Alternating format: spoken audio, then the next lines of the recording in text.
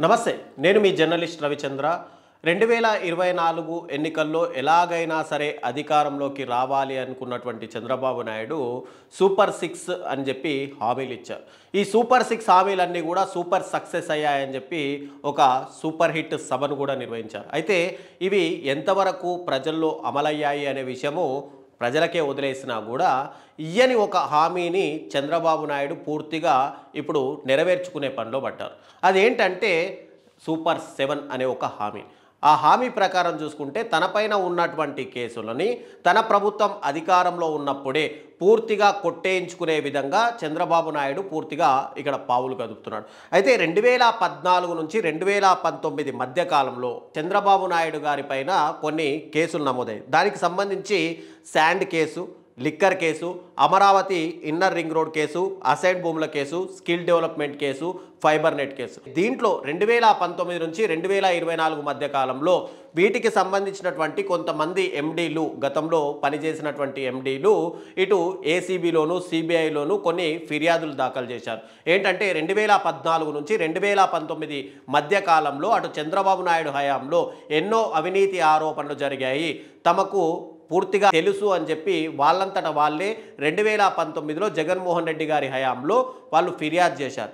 ఈ ఫిర్యాదులో skill development కేసులో మెయిన్గా ఆరోపణలు ఎదుర్కొన్నటువంటి చంద్రబాబు నాయుడు 56 రోజుల పాటు జైల్లో ఉండడం, తర్వాత బెయిల్ పైన తన అనారోగ్యంగా ఉన్నాను, కళ్ళు కనిపించట్లేదని చెప్పి, పైల్స్ అని చెప్పి అటు పూర్తిగా బెయిల్ అయితే తెచ్చుకున్నారు. తర్వాత ఇప్పుడు 2024 ఎన్నికల తర్వాత తన పైన ఉన్నటువంటి కేసులను ఒక్కొక్కటిగా మాఫీ చేయించుకునే పనిలో చంద్రబాబు నాయుడు పడ్డారు. రీసెంట్గా ఏపీ ఫైబర్ నెట్కి సంబంధించి అప్పట్లో ఎండీగా అంటే 2014 నుంచి 2019 మధ్య కాలంలో ఎండీగా ఉన్నటువంటి మధుసూదన్ రెడ్డి తాను గతంలో అవినీతి ఆరోపణలు ఏమీ జరగలేదు, నేనే పొరపాటు పడి గతంలో చంద్రబాబు నాయుడు అవినీతి ఆరోపణలు ఎదుర్కొన్నారని చెప్పి అక్కడ ఫిర్యాదు చేశాను కాబట్టి ఆ ఫిర్యాదును నేను వెనక్కి తీసుకుంటున్నాను అని చెప్పి ఆయన చెప్పడంతో ఇప్పటికే ఏపీ ఫైబర్ నెట్కి సంబంధించినటువంటి కేసు మొత్తం కూడా మాఫీ అయిపోయింది. ఇక మెయిన్గా లిక్కర్ స్కామ్ కేసుకు సంబంధించి దీని గురించి మాట్లాడితే 2019లో అంటే 2014 నుంచి 2019 మధ్య కాలంలో ఇక్కడ మెయిన్గా వైన్ షాపులకు, బార్లకు సంబంధించి కొంత ఫీజు అనేది చెల్లించాల్సి ఉంటుంది. అది ప్రభుత్వం ఖాతాలో పడిపోతుంది. అయితే 2016లో అప్పటి చంద్రబాబు నాయుడు ప్రభుత్వం ఇక్కడ క్యాబినెట్ ఆమోదం లేకుండా, ఆర్థిక శాఖకు అనుమతులు తీసుకోకుండా ఇక్కడ ఒక జీవో అనేది 2016లో జారీ చేశారు. అదేంటంటే వైన్ షాపులు కానీ బార్లు కానీ ఇక నుంచి ఈ ప్రివిలైజేషన్ ఫీజు ఏదైతే ఉంటుందో ఆ ఫీజు చెల్లించక్కర్లేదు అని చెప్పి, దాని ద్వారా 2016 నుంచి 2019 మధ్య కాలంలో వైన్ షాపులకు, బార్లకు సంబంధించి దాదాపుగా ప్రభుత్వానికి రావాల్సినటువంటి 5,200 కోట్ల రూపాయలని ఇక్కడ ప్రభుత్వ ఖాతాలో జమ కాలేదు.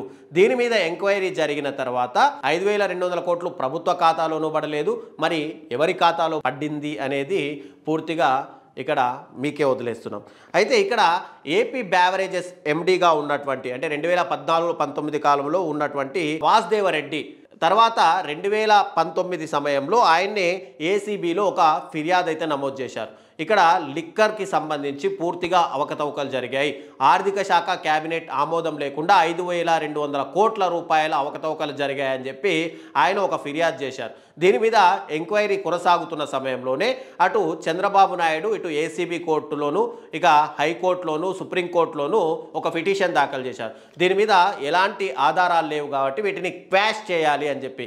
కానీ అప్పట్లో ఏసీబీ కోర్టు కానీ హైకోర్టు సుప్రీంకోర్టు ఏది కూడా స్పందించలేదు. ఎందుకంటే ఖచ్చితంగా దీంట్లో ఒక మెటీరియల్ ఉంది అని చెప్పి, దీంట్లో అంటే ఆరోపణలు నిజమే అని నమ్మినటువంటి కోర్టులు దీన్ని క్వాష్ చేయడానికి ఒప్పుకోలేదు. కానీ 2024 ఎన్నికల్లో గెలిచిన తర్వాత ఇక్కడ వాసుదేవరెడ్డిని అరెస్ట్ చేయడం, వాసుదేవరెడ్డిని అరెస్ట్ చేసి కొంతకాలం మరి టార్చర్ పెట్టారా, లోపల ఏం జరిగిందనేది అది సెకండరీ. అయితే రీసెంట్గా వాసుదేవరెడ్డి బయటికి వచ్చేసి తాను ఏపీ బ్యావరేజెస్ ఎండీగా ఉన్నప్పుడు ఏదైతే ఫిర్యాదు చేశానో ఆ ఫిర్యాదు కూడా అవాస్తవము, దాన్ని నేను వెనక్కి తీసుకుంటున్నాను అని చెప్పి ఆయన చెప్పారు. దీంతో ఇప్పుడు ఏపీ బ్యావరేజెస్కి సంబంధించినటువంటి లిక్కర్ కేసుకు కూడా ఇటు చంద్రబాబు నాయుడు పైన ఉన్నటువంటి కేసు పూర్తిగా మాఫీ చేయబడింది. అయితే ప్రభుత్వం అధికారంలోకి వచ్చి 18 నెలల కాలంలోనే తనపై ఉన్నటువంటి 2 కేసులను ఇక్కడ చంద్రబాబు నాయుడు పూర్తిగా కొట్టేయించుకున్నారు. ఇక మిగిలిన కేసులు చూసుకుంటే కనుక sand case, Amaravati inner ring road case, assign భూముల కేసు, ఈ కేసులు కూడా ఇంకా 3.5 సంవత్సరాల అధికారంలో ఉంటారు కాబట్టి ఖచ్చితంగా కొట్టేయించుకునే అవకాశాలు అయితే ఉంటాయి. తాను ఒక ముఖ్యమంత్రి స్థాయిలో ఉండి ఆ కేసులు గనక సిబిఐ ఎంక్వైరీ జరగనివ్వండి, ఏసీబీ ఎంక్వైరీ జరగని, హైకోర్టు, సుప్రీంకోర్టు ఎక్కడ ఎంక్వైరీ అయినా జరగనివ్వండి, నేను దోషిని కాదు, నేను నిర్దోషిని, నా మీద ఎలాంటి కేసు అయినా నమోదు చేసుకోండి, నేను ఎలాంటి అవినీతి ఆరోపణలకు పాల్పడలేదు అని చెప్పి ఆయన గనక చెప్పుంటే నిజంగానే ప్రజలందరూ కూడా హర్షించేవాళ్ళు. ఒకవేళ కోర్టులో ఈ ట్రయల్స్ అన్నీ జరిగిన తర్వాత అటు చంద్రబాబు నాయుడు నిర్దోషి అని గనక కోర్టులు తెలిపింటే ఆయన ఒక నైతికత అనేది బయటపడేది. కానీ ఇక్కడ ఫిర్యాదులు చేసిన వాళ్ళే ఫిర్యాదులు వెనక్కి తీసుకొని ఎలాంటి ఆరోపణలు జరగలేదు, అప్పట్లో ఎలాంటి అవినీతి జరగలేదు అని చెప్పి వాళ్ళు కేసులు బయటికి తీసుకునేలాగా ప్రభుత్వం ప్రోద్బలం చేస్తే గనక ఈ కేసులు మాఫీ అయినా కూడా ఇక్కడ చంద్రబాబు నైతికత అనే దాని మీద ఒక ప్రశ్న అయితే తలెత్తుతుంది. తనకు తానుగా కాళ్ళు మొక్కుకొని ఆశీర్వాదం తీసుకుంటే ఇక్కడ ఎవరు కూడా ఆశీర్వదించినట్టు కాదు. ఇది ప్రజలందరూ కూడా ఖచ్చితంగా గుర్తించుకోవాల్సిన అంశము. చంద్రబాబు నాయుడు తన పైన ఉన్నటువంటి అన్ని కేసులను కొట్టేయించుకుంటున్న పరిస్థితి ఇప్పుడు రాష్ట్రంలో ఉంది.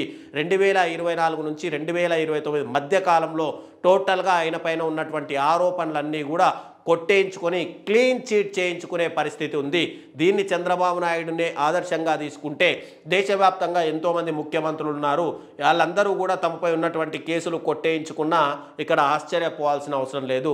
రేపు ఇదే ప్రభుత్వం మారి ఇంకొక ప్రభుత్వం అధికారంలోకి రావచ్చు, అప్పుడు వాళ్ళపైన ఉన్నటువంటి కేసులు కూడా పూర్తిగా కొట్టేయించుకోవడంలో ఆశ్చర్యపడాల్సిన అవసరం లేదు. దీంట్లో కోర్టులు దీంటిని ఎవరైతే ఫిర్యాదుదారు చేశారో ఫిర్యాదును వెనక్కి తీసుకోగానే కేసు కొట్టేసినట్టుగా కనుక భావిస్తే రేపు హైకోర్టుల మీద కానీ సుప్రీంకోర్టుల మీద కానీ ప్రజల్లో ఉన్నటువంటి పూర్తి నమ్మకం అనేది వైదొలిగే అవకాశాలు ఉన్నాయి. కాబట్టి దీని మీద కోర్టులు కూడా దృష్టి సారించాలి.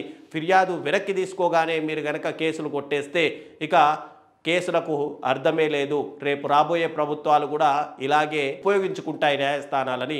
కాబట్టి చంద్రబాబు ఇచ్చినటువంటి సూపర్ 6 సూపర్ హిట్ అయినా కాకపోయినా సూపర్ 7 హామీ మాత్రం పూర్తిగా నెరవేర్చుకుంటున్నారు అనడంలో ఎలాంటి సందేహం అయితే లేదు.